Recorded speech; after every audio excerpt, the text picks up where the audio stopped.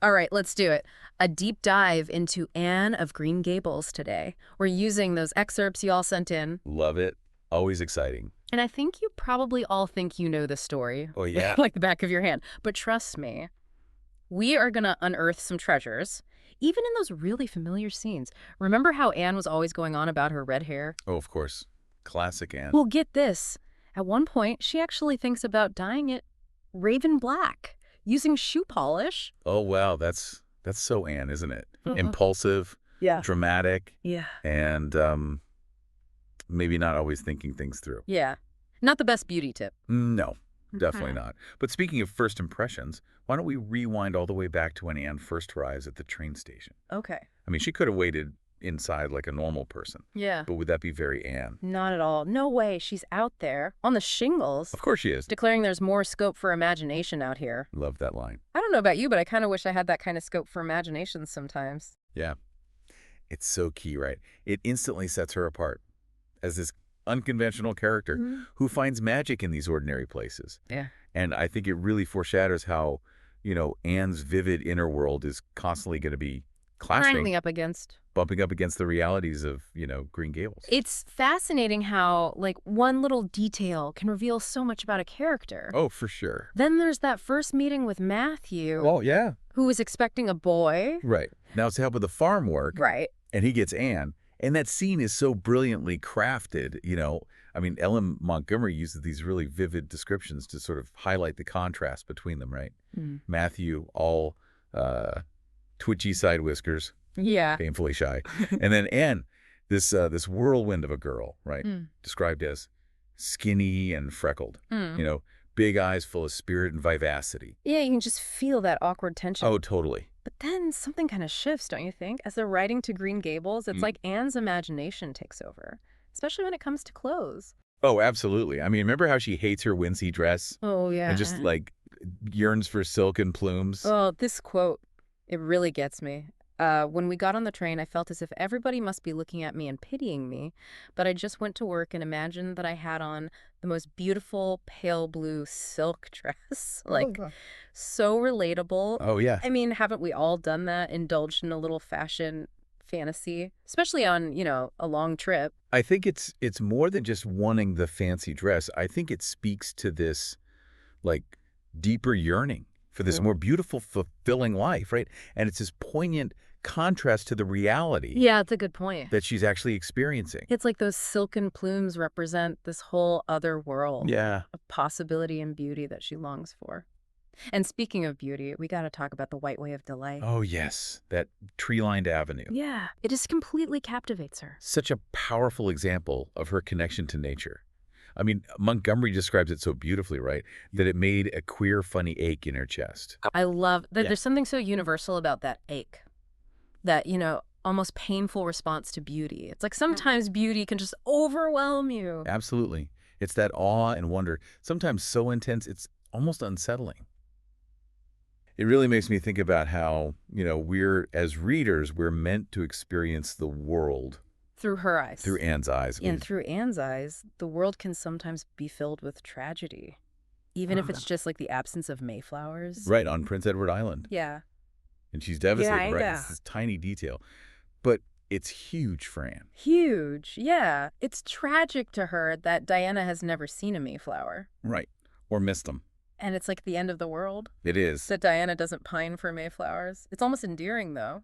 It is. And it also hints at this, belief that Anne has that certain experiences, like appreciating a mayflower, are essential to a good life. Which, of course, makes it even funnier when she serves Diana the raspberry cordial. Oh, that scene with the drowned mouse. I know. Oh, I still cringe. It's hilarious, though, isn't it? And I think it also shows growth. She's so caught up in her imagination that she forgets to cover the cordial. Right. And then, of course, the consequences are, well, pretty gross. You're right. It's not just a funny story. It's a turning point where Anne starts to grasp, actions have consequences. I love how even the smallest moments in this book can have a deeper meaning. Oh, yeah, for sure. And that's what makes it so rewarding to revisit over and over again. Okay, so before we go on to more Annisms, what's standing out to you so far about this early part of the story? Well, I think we're really seeing the foundation of Anne's character, her imagination, her intense emotions. And just her kind of awkward, but ultimately very endearing way of, navigating the world. Totally agree. And those contrasting moments of humor and pathos are what make her so compelling. Oh, yeah, even after all these years. All right. Ready to dive deeper into Anne's world? Oh, I'm ready. Let's go. And speaking of awkward but endearing, let's talk about school. Yes. Anne's struggles with geometry. It feels so universal.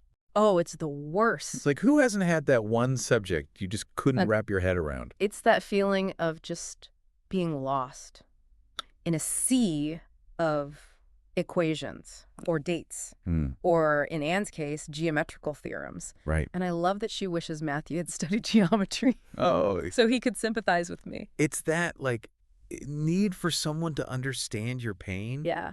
Even if it's just a math problem. Exactly. And we've all felt that. Totally. Like, you need to be seen and understood. Yeah. Especially when we're struggling. Which makes it even more poignant when this relatable, everyday struggle is then juxtaposed with one of the most heartbreaking moments. Oh, yeah, of course. When Matthew dies. Yeah, it's crushing. It is. And it comes right after all this excitement about the school concert. Right. It creates this powerful contrast Yeah. between this youthful joy and then this sudden grief. It's this stark reminder that life is so fragile. And things can change so quickly. And it's even more emotional by how Marilla finally expresses her love for Anne. Yeah. This quote from Marilla just gets me every time. Oh, Anne, I know I've been kind of strict and harsh with you, maybe, but you mustn't think I didn't love you as well as Matthew did for all that. It's just so raw and honest. It's a turning point in their relationship, isn't it? Totally. Like, she finally opens up and reveals how much she loves her. Yeah. It's like their shared grief just breaks down all these barriers. It's really beautiful. It is. But I have to admit, sometimes I get more swept up in those lighthearted escapades. Like when Anne dyes her hair. Oh, with the... what she thinks is black dye. The geranium dye. Yeah. Which, of course, turns her hair... That dreadful purplish green. Ooh. It's one of the funniest episodes in the book. Oh, but yeah. It's also a little heartbreaking, Yeah. It kind of reveals this, deeper insecurity about her appearance. It's not just about wanting a different hair color. No. It's about wanting to fit in. Right. And be seen as beautiful. Exactly. Yeah.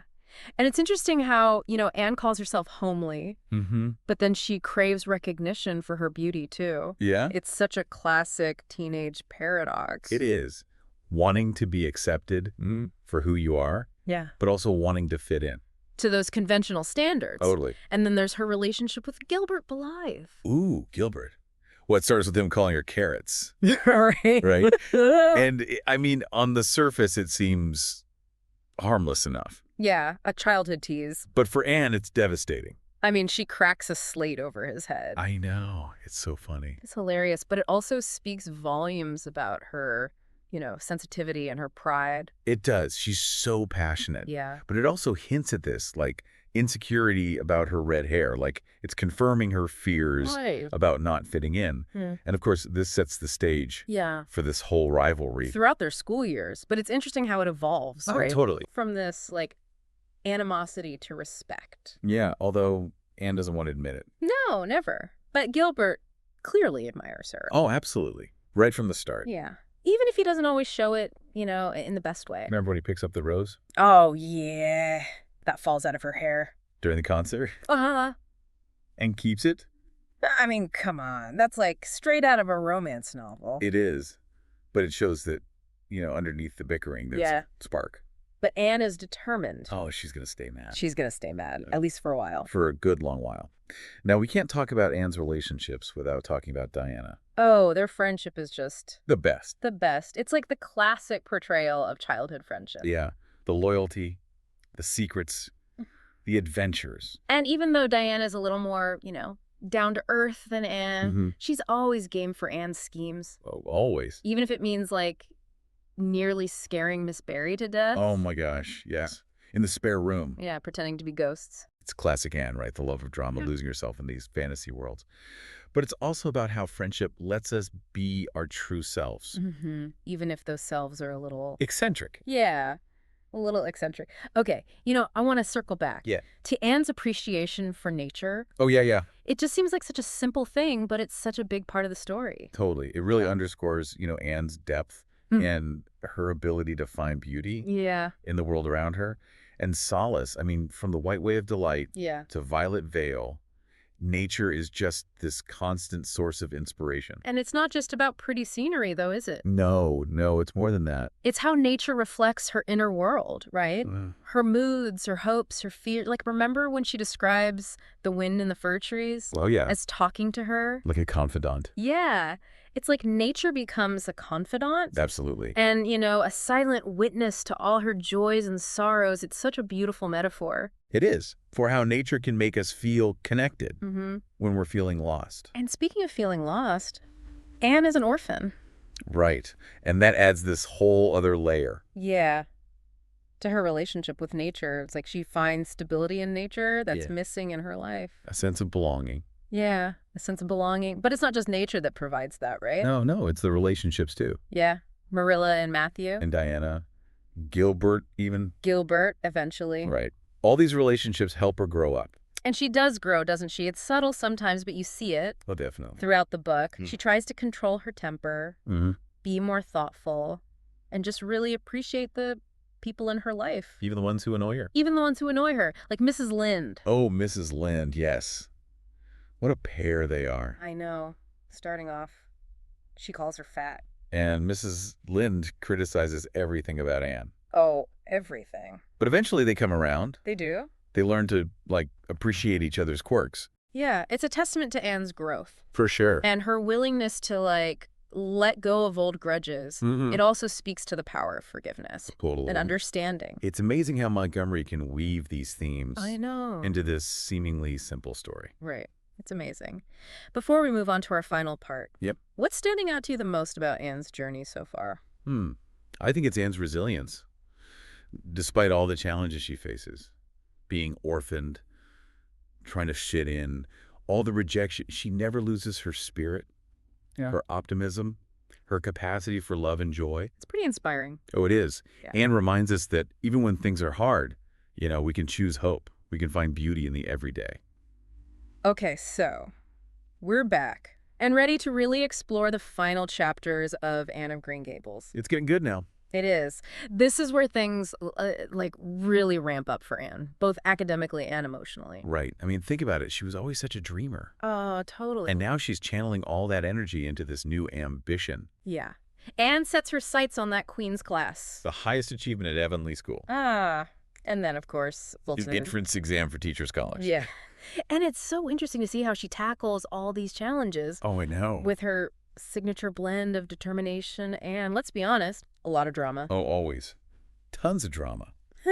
Speaking of which, the haunted wood incident. Oh, yes. I mean, classic Anne, right? Oh, yeah. She is just convinced. That the wood is haunted. Haunted, yeah. Yeah. Conjuring up all these spooky scenarios in her mind. But the irony is... It's just a cow. It's a cow with a bell. Oh, it's so funny. It's hilarious, but it's also kind of humbling. Because it reminds us that even the most imaginative among us can get caught up in these, irrational fears. Yeah.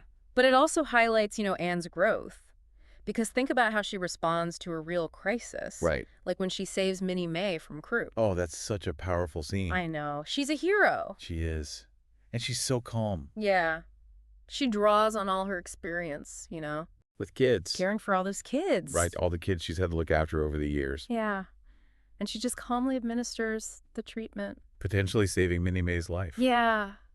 And it's such a contrast Right. to those earlier scenes. Where she's so impulsive. Yeah, where she's flustered. Or completely loses her Loses thing. it, yeah. But here she's just... Totally in control. It's like this strength that even she didn't know she had. Yeah.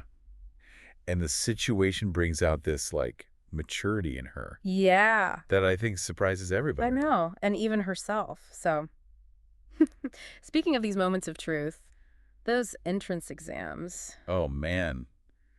Talk about pressure. I know. It must have been nerve-wracking. She talks about having to, live up to those sleeves. Oh, I love that part. Of her dress. I know. It's so Anne, this desire to, rise to the occasion. And present the best version of herself. Yeah. And she's using those puff sleeves as, a confidence booster. Oh, totally. Yeah. But it also shows the pressure, right, to succeed, not just for her, but for Matthew and Marilla. Who have sacrificed so much. Yeah, exactly. Exactly. And so when she gets those results, pure triumph. Yeah. She proves everyone wrong. Everyone who doubted her. Yeah. She can achieve great things, but of course, things risk. Gilbert gives up the Avery scholarship. So Anne can go to Redmond. I mean, come on. That's a grand gesture. It really is. It says so much about him. About how much he admires her. So much. So generous. It is. So selfless. It really shows how far they've come. Remember carrots? Oh, my gosh. Talk about a journey. They have, from childhood taunts to College scholarships. Yeah, their story really embodies forgiveness. Understanding. Respect. Yeah, and it shows how even the most, unlikely relationships can just blossom. Under the right circumstances. So as we wrap up our deep dive into Anne of Green Gables, any final thoughts for our listeners today? Well, I think Anne's story, although it's fiction, it really offers this timeless reflection on human experience. Yeah. Her struggles to belong, her search for beauty and connection, her spirit, it all resonates. It does. With readers. And, as we've looked at all these little details. I know, it's been fun. It has. We've uncovered new layers of meaning. Yeah. To this classic story. Yeah, well, it's been a joy rediscovering this with you. And I hope this deep dive inspires everyone to, revisit Anne of Green Gables. With fresh eyes. Yeah, discover those hidden gems. Thanks for joining us. Yeah, this has been great. On this journey of literary exploration.